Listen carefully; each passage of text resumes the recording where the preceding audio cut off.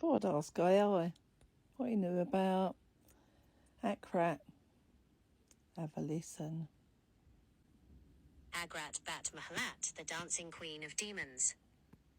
In the vast and shadowed corridors of Jewish mysticism and Kabbalah, Agrat bat Mahlat, Hebrew Agrat bat Mahlat, stands as one of the most formidable figures of the other side, Sitra Ahra.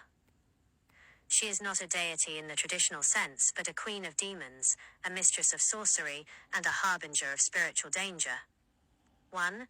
Origins and etymology. The name Agrat is ancient, but her patronymic Bat Mahlat, daughter of Mahlat, is where her nature is revealed. The mother Mahlat is often linked to the Hebrew root mkhal, which can mean sickness or disease, but also dance.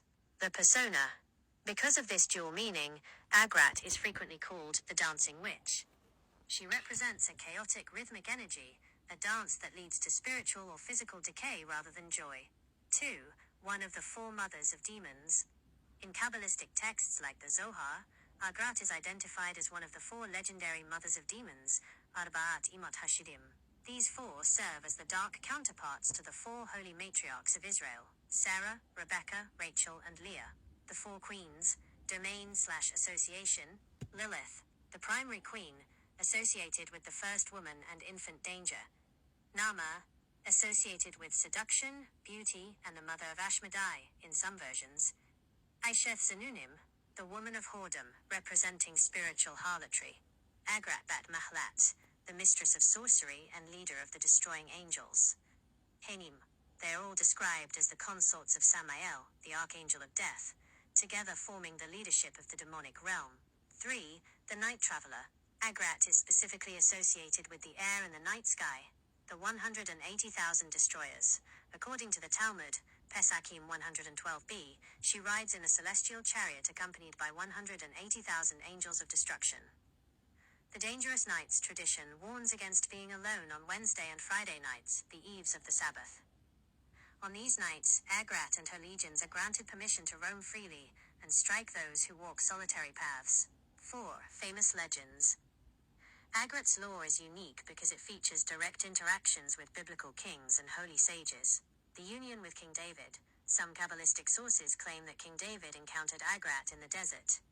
From their union she conceived Asmodeus, Ashmedai, the king of demons.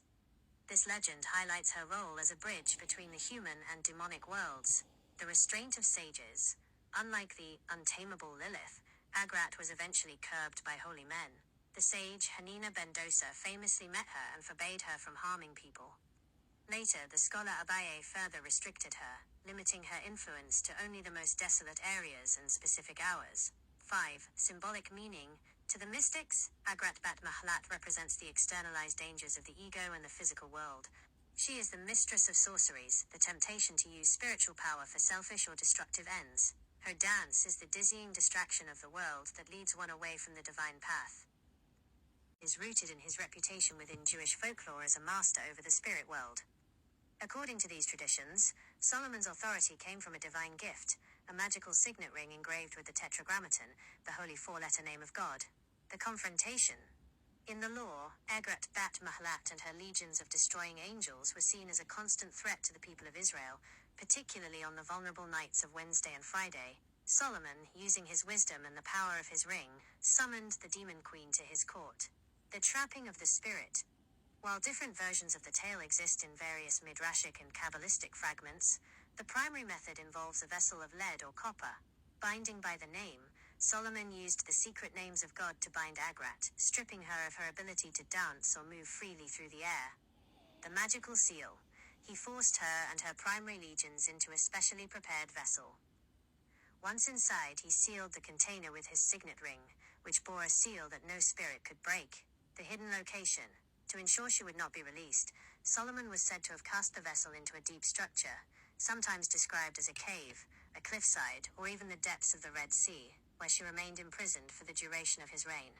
The eventual release. Tradition holds that her imprisonment was not eternal. After the death of King Solomon and the eventual decline of his spiritual protections over the land, the seals were weakened. Later legends suggest that it was only through the intervention of later holy sages, like Hanina ben Dosa, that her power was once again curbed and restricted to specific nights, rather than being allowed to roam the earth constantly as she did before Solomon's time. So although not a god, she is to the Jewish tradition.